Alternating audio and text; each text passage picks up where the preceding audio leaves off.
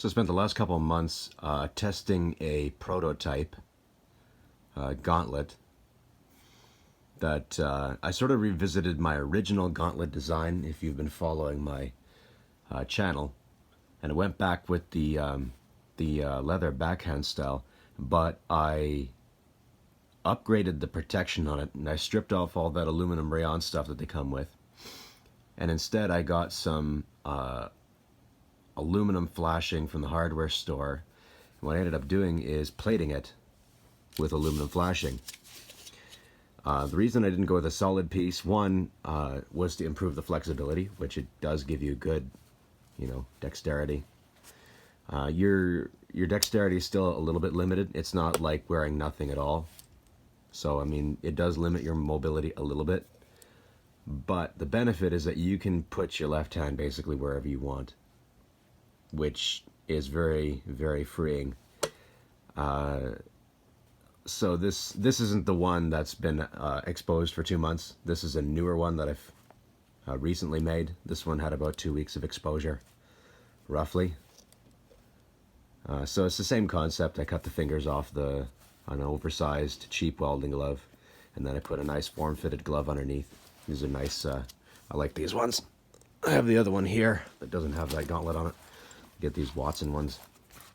They're pretty legit, so I like them. But my prototype is this one. So yeah, it was a bit due for a replacing.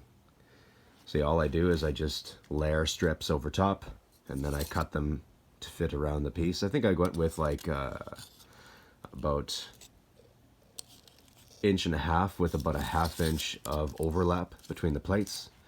And I layer them this way just because majority of the time I'm pushing right to left, so that's so that they don't drag and catch. I don't know if this is going to be my final design, just because of the fact that that's one other thing that limits what you can do with this, is that occasionally, yeah, when you're MIG welding, most of the time, yeah, it's right to left, but occasionally, sometimes you kind of need to pull or go at a weld like that. You can just kind of turn the gun around and push the other way. But with this, obviously, those are you're gonna catch. So that's kind of the one limiting factor in why this might not be my final design, but I am contemplating doing something else to make it so it's reversible. But you'll have to stay tuned for that one. So yeah, this is about 2 months of exposure, working about 50 hours a week. And I mean, it still holds up, it still works. I just wanted one that was just in better shape, so I got this guy. But I mean, yeah, it's... And then of course I get rid of the elastic straps and just rivet it on, just because the straps always burn off. So that makes it so they last a lot longer. And yeah, you just layer it. Start here, and then you just layer it all the way back. Cut off the excess so it's in line with the edge of the material. And then I also like to nip off the focus. Come on.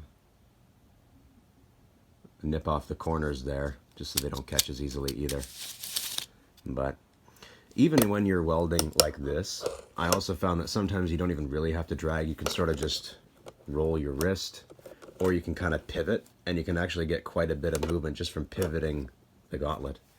But I just love the fact that no matter how hot the weldment will get, you can just lay your hand wherever the hell you need to rest it to get a good spot so you can lay in a bead, and it will